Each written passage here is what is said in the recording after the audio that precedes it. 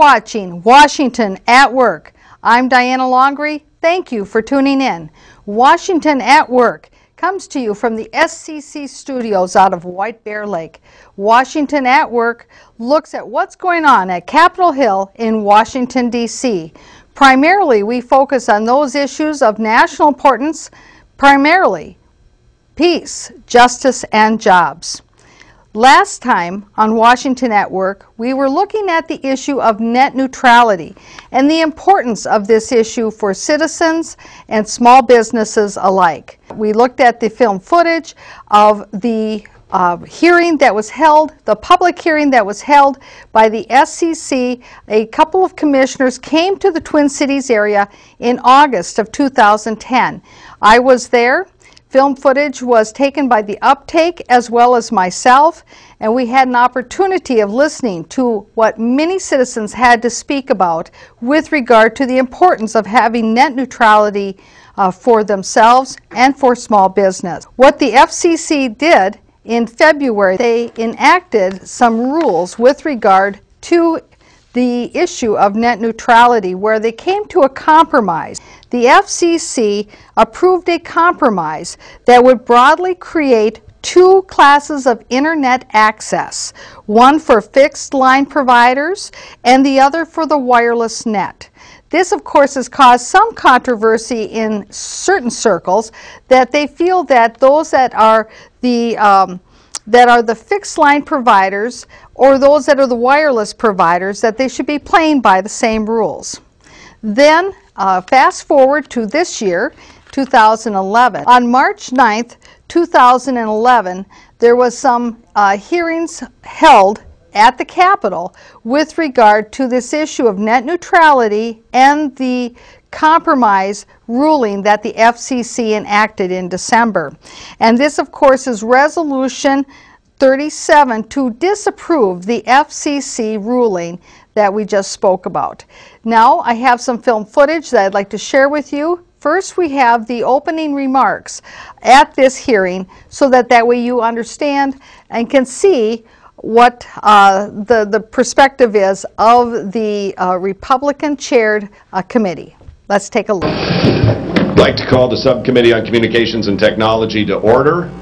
Today we have a hearing and a markup on network neutrality and HJ Res 37, the resolution of disapproval I introduced to stop the FCC from regulating the Internet.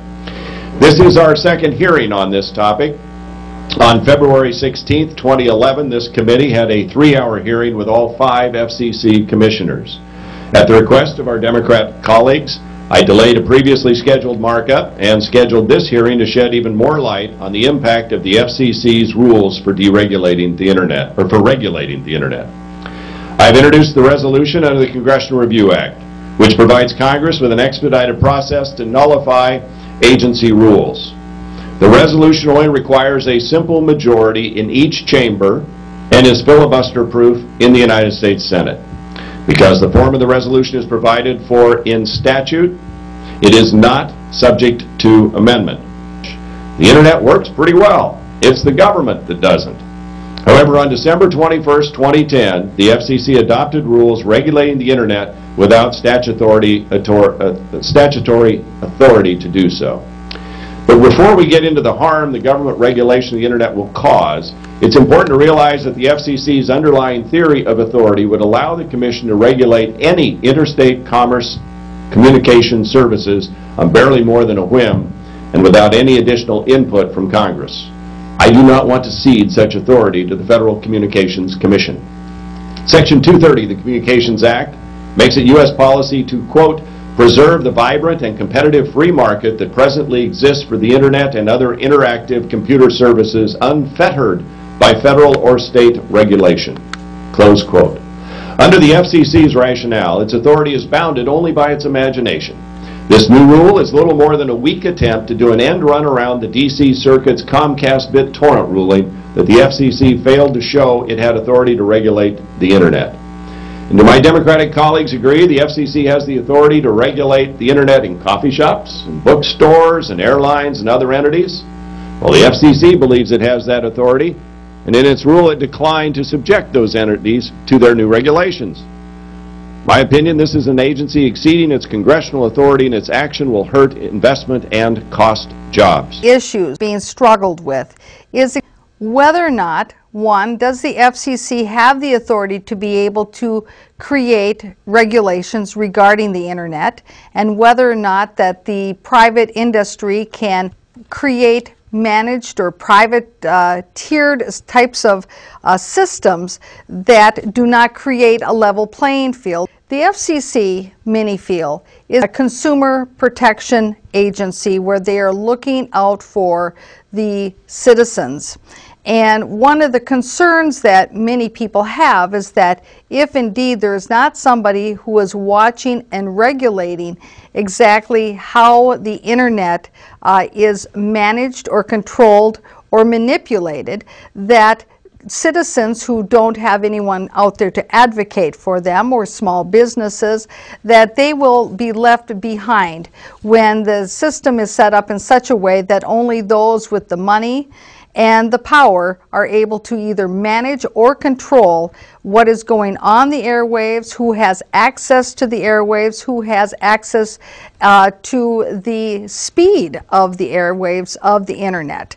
So with that, let's continue on a little bit more with the introduction statement of the chair of the committee.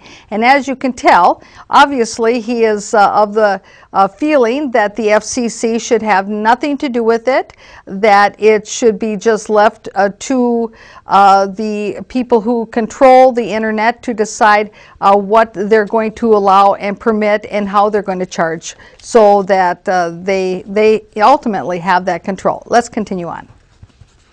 Recently wrote to me about her concerns, stating, and I quote, "Last spring, the FCC chairman primed the pump, threatening to apply portions of Title II of the 1934 Telecom Act to broadband. The cable industry has invested billions of dollars of private capital to build broadband and infrastructure to over 90% of American homes. Commissioners are looking in the rearview mirror, attempting to regulate the internet of yesterday absent any market failure. How will companies like Ben Broadband be able to compete if we bear the brunt of the regulations against, while the giants like Google, Amazon, and Netflix go free? The internet is evolving. All members of the ecosystem need to work together to innovate. The chairman has picked winners and losers in this recent effort to impose net neutrality regulations. These efforts will..." Now, of course, what he's speaking about there is, again, talking about the FCC compromise. Regulations apply to those who provide the fixed line providers, and then those who, of course, do not provide fixed line, that are the wireless, that they will be not governed by those regulations. And the issue then is that if you have some of the providers governed by the regulation, but then you have others not, that is what they're saying, is that if you shouldn't be having these regulations for any of them, and that's what the Republican stance is. On the other hand, I believe the majority of the Democrats believe that both types of providers should indeed be governed by the same regulations so that you can have a level playing field.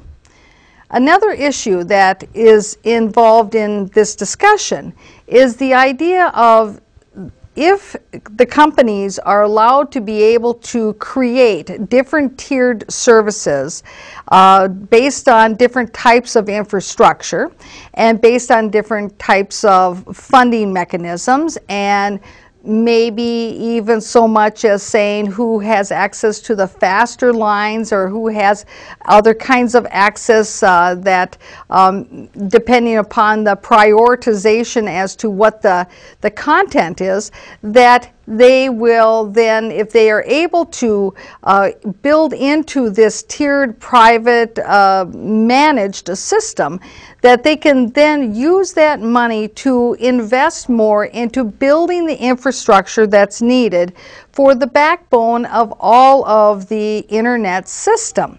Well, in theory, that certainly sounds good to say that if they're allowed to create a tiered system, where they can have different types of managed service that is based on the type of infrastructure that you're using to get your service, that will encourage the R&D and the investment in the infrastructure. Sounds good in theory, but there are many instances, I believe, that you can look at where you will find that instead of actually taking a great portion of the funds that maybe were accumulated as a result of those increased fees, that maybe those funds actually went to other purposes rather than the investment into the infrastructure created or needed for the service that we're talking about, in this case the internet. The internet, just like the phone service, like the rail service, like many other kinds of services, I think is something that all of our people in the United States depend on, whether or not it's, again, the interstate highway system. You know, these are systems that connect and link all of us. Let's continue on here. We're going to go now to the next clip where we have another opening statement that the resolution, the rule that was created by the FCC on December 21st, 2010 should be disapproved. Let's take a look. We would now turn to the chairman of the full committee, Mr. Upton, for openings. I urge my colleagues to support H.J. Res. 37 that nullifies the FCC's attempt to regulate the Internet.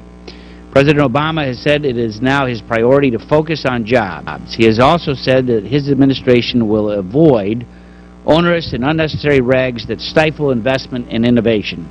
In fact, in a January executive order, the President said that agencies must base regulations on a reasoned determination that their benefits, in fact, justify their costs.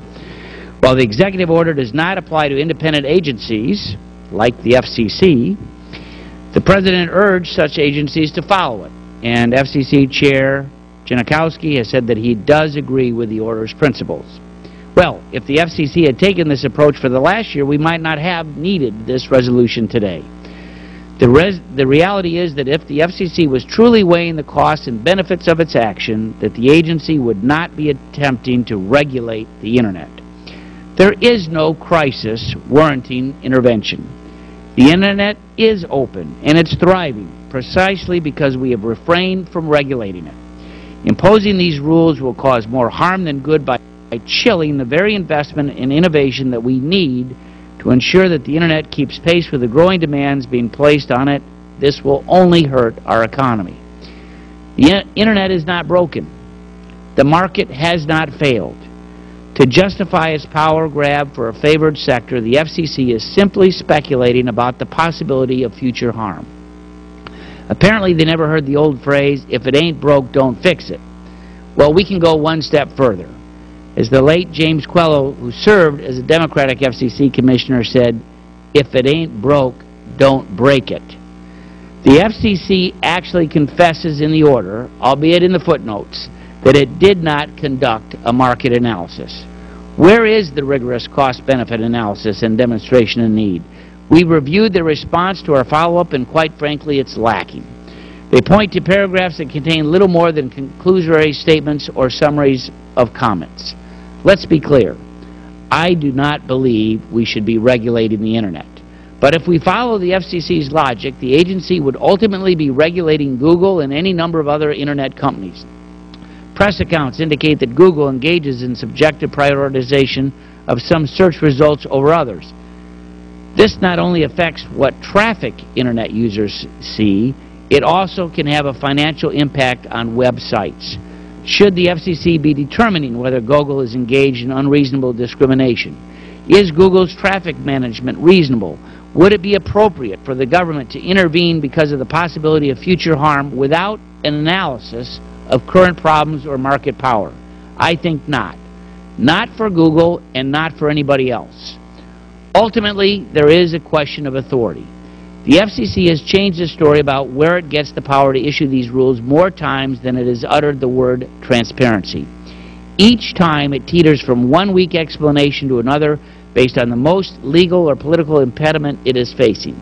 None are consistent with its own precedent, and all are end runs around the D.C. Circuit's decision in the Comcast case that the FCC has failed to show its authority in the space.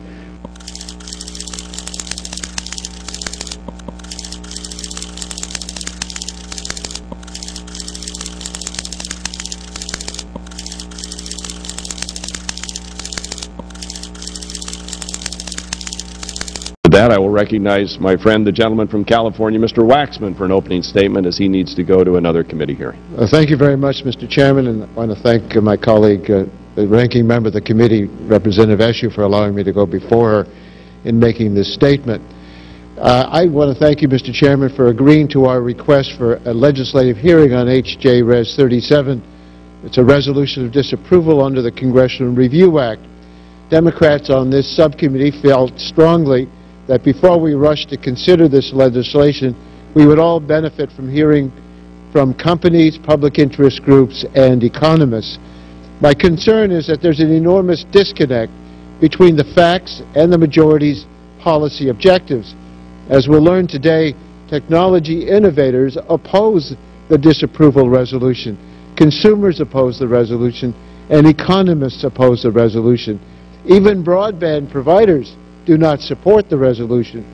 In a letter the committee received on Monday, the cable industry said it supports the FCC order because, and I quote, "It largely codifies the status quo which the industry has voluntarily committed. It contains helpful clarifying language around what constitutes reasonable network management. It provides greater certainty about our ability to manage and invest in our broadband services, and the alternative of Title II regulation presented a stark and much worse risk." We'll hear similar testimony from AT&T today. Yesterday, the Consumer Federation of America and Consumers Union released a poll showing the overwhelming public support for an open Internet. By a 2-to-1 margin, consumers opposed congressional action to block the FCC rule. But none of these facts seem to matter. The reason we are debating the disapproval resolution is that Republicans claim that FCC regulation will stifle the Internet and hurt our economy.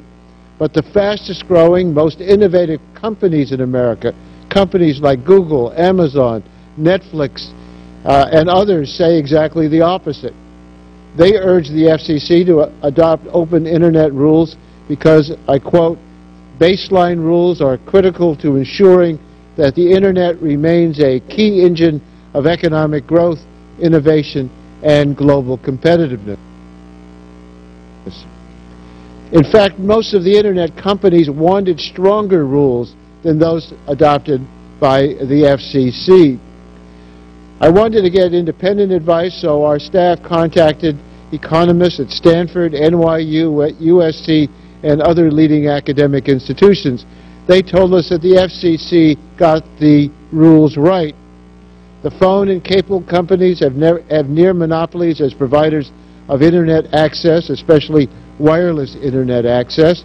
Without sensible regulation, they could choke off innovation by charging Internet companies for the right to communicate with consumers. One of the costs of this misguided resolution is that it is distracting us from important telecommunications issues that we should be addressing, and we could do so on a bipartisan basis. We ought to be working together to grow our economy by freeing up spectrum. We should be working together to make our nation safer by building a broadband network for public safety, and we should be protecting taxpayers and consumers by enacting universal service reform. But we're doing none of these things. Instead, we're wasting time about a destructive resolution that should threaten openness and innovation on the Internet. I thank our witnesses for being here. I look forward to your testimony, and I want to yield the balance of my time, Mr. Markey.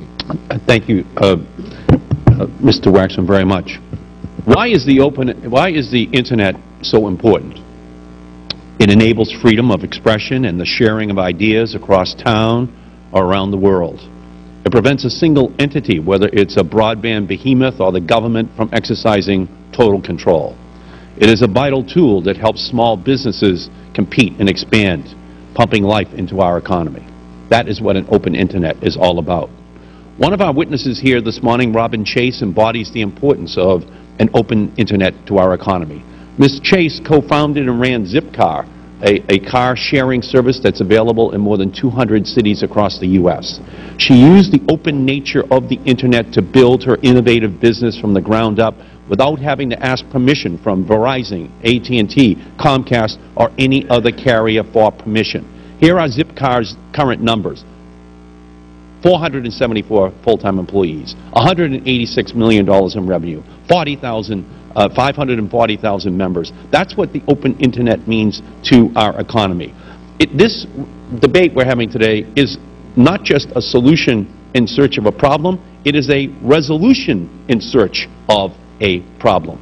If we want to move forward here in a way that deals with this issue, Comcast agrees they can live with these rules. AT&T agrees they can live with these rules. The key to the internet is ensuring that it's open so that new companies, new applications, new gadgets are being invented on a daily basis in hundreds and thousands of cities across our country that utilize this engine for economic growth as a way that keeps America's lead over the rest of the world. That is what makes us great, the open internet. If we allow a small number of companies to control how fast that change, that innovation moves, then we will be stifling our ability to continue to be the engine of growth in the world, using the internet as our way of revolutionizing the rest of the world. If we did not have an open internet, no Facebook, no Twitter, Hulu, YouTube. Thank you, Mr. Chairman, for extending graciously that extra time to me. We want to see consumers making the choice, not corporations. We want companies to grow, to be successful, and there is a long, long, long list of them. So many of them constituent companies from my congressional district. I think that everyone here really needs to think very carefully about the direct and indirect consequences of passing this resolution.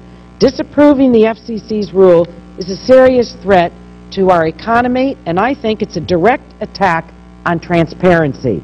It could also lead to further uncertainty in areas beyond the December order, such as the FCC's ability to promote public safety and ensure online safeguards that prevent piracy and protect children from accessing harmful internet content. As I said or alluded to a moment ago, the history of an open internet speaks for itself. Businesses that rely on an open internet continue to grow. An open internet continue to grow. A stunning example is eBay. In just over 15 years, it's gone from a living room startup to a company that enables hundreds of thousands of American small businesses and entrepreneurs to sell their goods to consumers across the country and around the world. The significance to our economy is enormous. It's actually stunning. $60 billion in goods sold on eBay marketplaces globally in 2009. Welcome our witnesses this morning, or now this afternoon. Thank you for being here. Thank you for making the extra effort to be here from Europe and back. And so we will start. Let's start with, I believe we'll just go left to right with Mr. Turner. We appreciate your willingness to come and testify, Research Director for Free Press. We welcome you here, and we look forward to your testimony, sir. Thank you. Good afternoon, Chairman Walden and Ranking Member Eshoo, members of the committee. On behalf of Free Press and the Free Press Action Fund, as the coordinator of the Save the Internet Coalition, representing more than 800 groups and their 10 million members, I appreciate the opportunity to offer the perspective of Internet users in today's hearing on House Joint Resolution 37. Let me begin by acknowledging an often forgotten truth. The principle of non-discrimination, which is the bedrock of net neutrality policy, was not always the political football it is today. Unfortunately, the debate around non-discrimination has become immune to the calming powers of historical fact and susceptible to the ills of special interest politics and false partisan frames. This recent rhetorical drift is very much at odds with the long bipartisan effort to prevent market power abuses by owners of our nation's critical communications infrastructure. It was the Nixon administration that put in place strong rules of non-discrimination in order to ensure abuses of market power would not stifle the growth of an infant network computing industry. And this successful framework was later improved upon by both the Carter and Reagan administrations. In the Telecom Act of 1996, a bipartisan Congress recognized that in order to foster new industries, we needed the FCC to act to ensure that everyone had open access to the information superhighway. look no further than Section 10 to see that Congress intended non-discrimination survive any deregulation. In the early 2000s, the FCC began to abandon the Telecom Act's blueprint for reasoned deregulation through forbearance.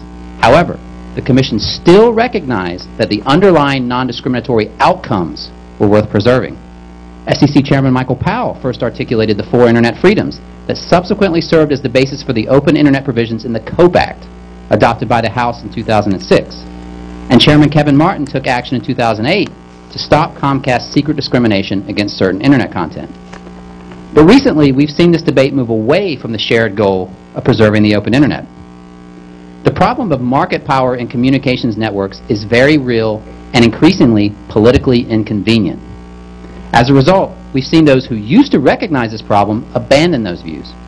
Some policymakers now seem resigned to the misguided notion that the duopoly Internet access market is perfectly competitive.